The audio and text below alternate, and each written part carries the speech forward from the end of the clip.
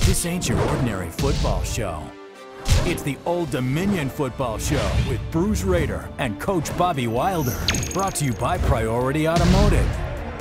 With Hurricane Sandy approaching, the 5th-ranked Old Dominion football team had an evacuation plan in place on Saturday.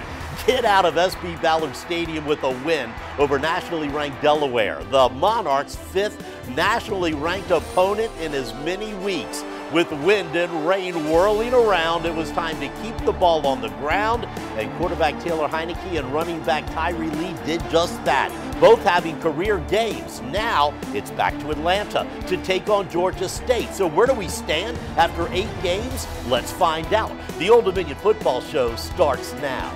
I'm Bruce Rader along with Coach Bobby Wilder, whose Monarchs are 7-1 heading into tomorrow's game at the Georgia Dome. You beat Sandy and the Blue Hens with that nail-biting 5-point win over Delaware, and you got through the toughest stretch of your schedule, Coach, looking pretty good. Yeah, you mentioned both opponents were very tough, Delaware and Sandy. But to get through this stretch, Bruce, 5 nationally ranked opponents, clearly the toughest schedule anybody had in the country over the last 5 weeks. To be 4-1 in that stretch, to be 7-1 overall, Bruce, 4-1 in the league right now, tied for first place. I could not be any more excited.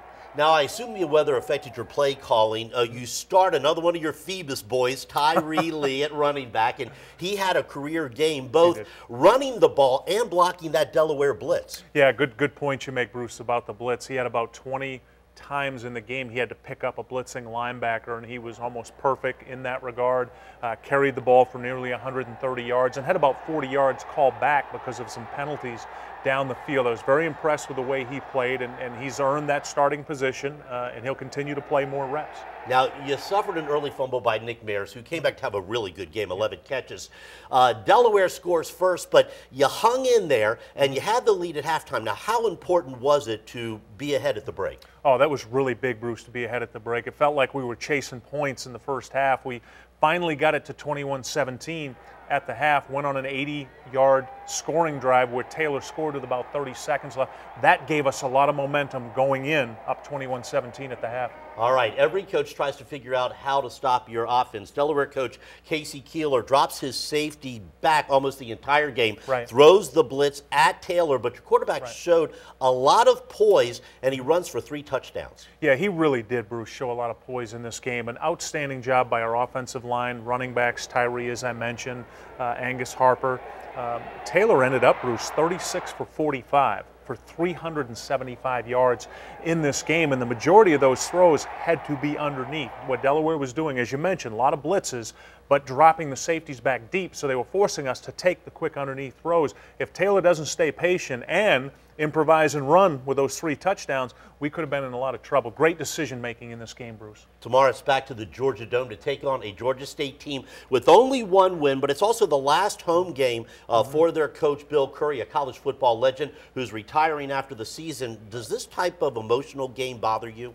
Yeah, it's one of those games, Bruce. You mentioned Coach Curry's last game in the Georgia Dome. This is a college coaching legend. It's their seniors' last game, but what concerns me the most is they're playing so much better the last 3 games. Bruce, in their first 6 games, they had 24 turnovers. In their last 3 games, only 3 turnovers, so they're not turning the ball over as much. They almost beat James Madison at James Madison last weekend, only losing 28-21. So this is a team that's going to have a lot of emotion, and they're playing much better. Turnovers always a key. We're going to talk more about Georgia State and your playoff prospects just a little later. Now, he won a state championship in high school, and as we have mentioned, Tyree Lee was a big part of last weekend's win over Delaware. Tonight, he joins Chris Reckling. Chris?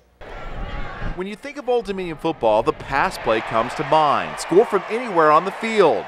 But to truly make this offense work, the Monarchs have to be able to run the ball.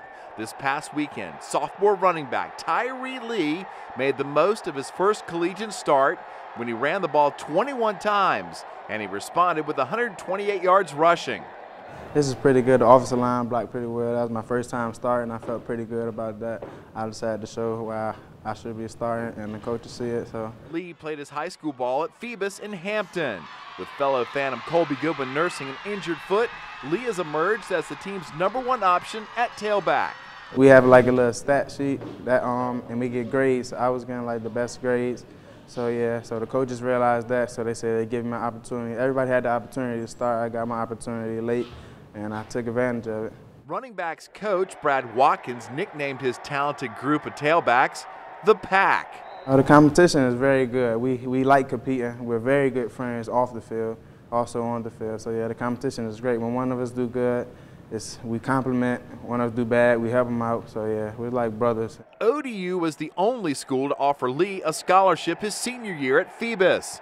And Lee says his decision to become a Monarch was one of the best decisions he's ever made.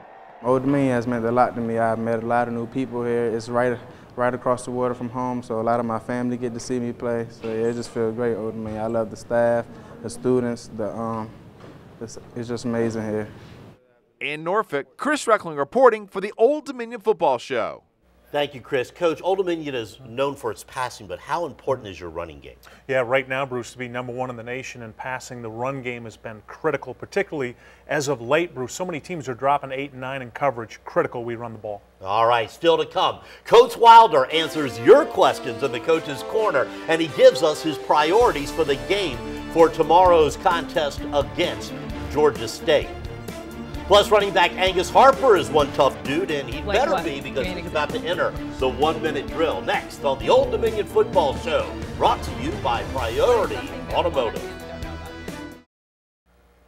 We all know sophomore running back Angus Harper is fast and has plenty of moves, but let's see if he can cut it against Ali Lucia this week during the 1-minute drill. First 1-minute drill. Are you nervous? No. Not at all? Nope. Not even with all the guys back over there? Nope.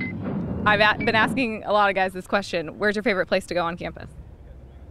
My teammate Taylor Heineke's room. I'm usually always hungry, which is it's kind of a good thing. So yeah, I just eat as much as I can. Oh, why is that?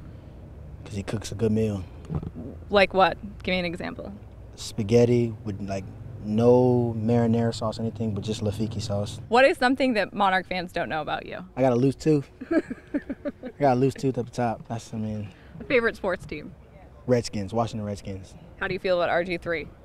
He's going to do some things this year. And here is RG3. He's going to run for the first down and still on his feet. RG3 is going to outrace everybody. If you could star in any reality TV show, which one? I like to call my parents right now. Oh, I don't even watch TV. Maybe Who Wants to Be a Millionaire? Hi, Dad. Hi. Yeah. Yeah, that's what I want to be. All right, look into the camera and say goodbye. Later. Man, a few words, Coach. Hey, we're all going over to Taylor's house for dinner next week. That sounds good. Still to come, the Monarchs hit the road for an indoor game against Georgia State. Coach Wilder's priorities of the game when we return.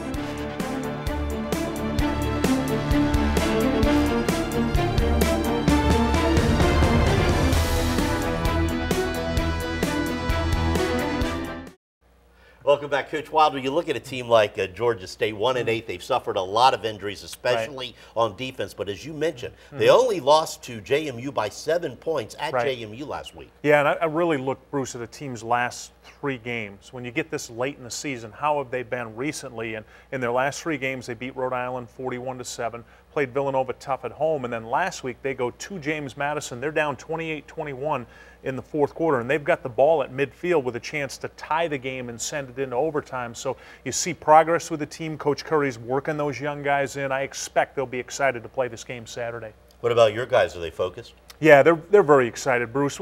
Right now at this point for us, it's more about Old Dominion. We know if we win this game, Bruce, and get to 8, we're in. We're in the national championship tournament. So each win now becomes progressively more important because it's about getting in, then being at home, then potentially getting a bye. So this game Saturday is critical for us to get to 8 wins. Right, as you mentioned, the Monarchs pushing for an at-large berth in the FCS playoffs. It doesn't matter whether or not they win the conference championship this year. Still want to do it, though. I know. This is your last chance before moving up to Conference USA in the future. Yeah. You know, 7 wins got JMU in last year. Great point. But you, I assume, think you're in pretty good shape right now. Yeah, I do. And you make a good point, Bruce, about last year. James Madison got in at 7-4, and deservedly so. There were 5 teams last year, Bruce, from the CAA that made it in the tournament. We were 9-2, made it in, but had to play in the first round, albeit at home, had to play in the first round. So the goal is to not only get in this year, but get a first-round bye and then try to get it home. I still think, Bruce, there's going to be 4 or 5 teams from the CAA that are going to get in this year. Usually do. All right, Coach, let's move on. It is time to turn it over to you, the fans. It's time for the Coach's Corner. And our first question comes from Melvin, an online viewer in Richmond, who asks, all right, what are your feelings about playing a weeknight home game when you move up to Conference USA? Well, that's a really good question by Melvin, because you think about it, Bruce, there's certain conferences that have to play during the week. At this point, I have not seen Conference USA playing during the week. You see the conferences like the MAC and like the Sun Belt that have contracts with ESPN that are playing the Tuesday, Wednesday night games. But if this means national exposure for Old Dominion University, we would certainly do it. That's very important. John from Virginia Beach wants to know, what's a tougher sell to recruits, a program that's never played a game or a program that is in transition to Conference USA? Oh, it's clearly starting a brand new program, which, Bruce, I've officially started my last program. Having this situation now where we've started, we've been successful, we're winning 80% of our games, and going to Conference USA, recruits now are so excited. They can come see the product, they come to games, they see 20,000 people at SB Ballard, and they know we're going to Conference USA, so it's much easier now to present a winning program that's moving up. Thanks for the question. And finally, Jerry from Chesapeake wants to know, is there a player on your team that has paid big dividends for you sooner than you may have expected? Yeah, Bruce, we've had 16 first-year players get involved right now, and guys like Caleb Taylor from Phoebus, who's starting Mike Backer, playing well. But when I looked and looked at our true freshmen, Galen Evans, who's a defensive tackle, true freshman from Maryland, is not only in the rotation, but he's playing really well right now as a true freshman. We have 10 true freshmen that are playing and performing well. Thanks for the question. All right, for the priorities of the game for tomorrow's contest against Georgia State, Coach, take it away. Yeah, number one, Bruce, we've got to stay poised early in this game. With this being Coach Curry's final home game in the Georgia Dome, the Georgia State seniors, their last game, we're going to have to withstand that emotion early from Georgia State. Number two, we've got to win the turnover battle. This is something we have not done well the last 3 weeks. We've been on the negative side of the turnovers. And number three, we've got to control Georgia State's pass game. They're throwing for nearly 200 yards a game, improving the last few games. So those are the priorities for this game. All right, Coach, only 3 games left in the regular season. Tomorrow, the Monarchs take on Georgia State in the Georgia Dome. It's a 3:30 kickoff, then the final home game of the season next Saturday at noon against the College of William and Mary. Coach Wilder, have a good trip tomorrow. Thank you, Bruce. Appreciate it. 12th Monarch. We'll see you back here next Friday night for the Old Dominion Football Show. Have a great weekend, everybody. Good night.